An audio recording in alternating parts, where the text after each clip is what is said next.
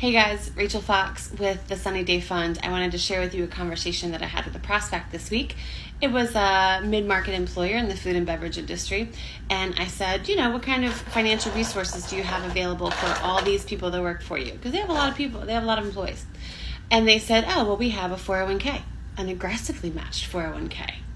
Well, isn't that fabulous? Everybody wants an aggressively matched 401k. How many of these people are participating in your aggressively matched 401k?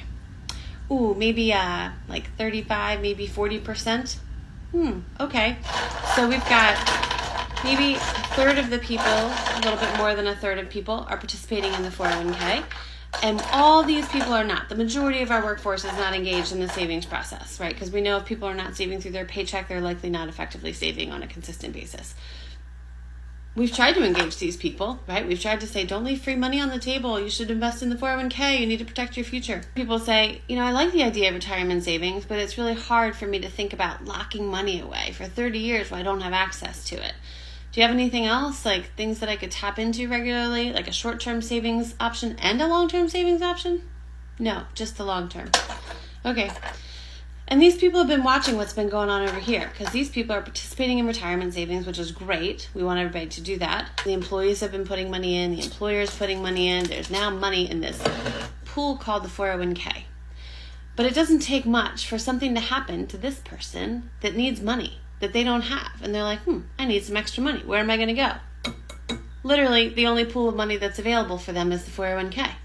So now what happens? Now we've got fees and penalties and taxes and early loans and hardship withdrawals and all the things. The money is not staying in the retirement account.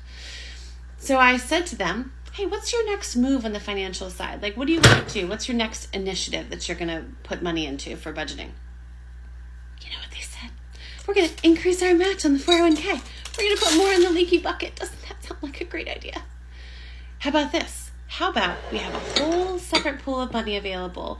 You take a little bit of that money you're going to put in the 401k, put it into an emergency savings fund, engages all these people in the savings process that are not interested in long-term savings or it's difficult for them to get started on long-term savings, have a short-term savings option and a long-term savings option together to make a comprehensive financial strategy for any employer.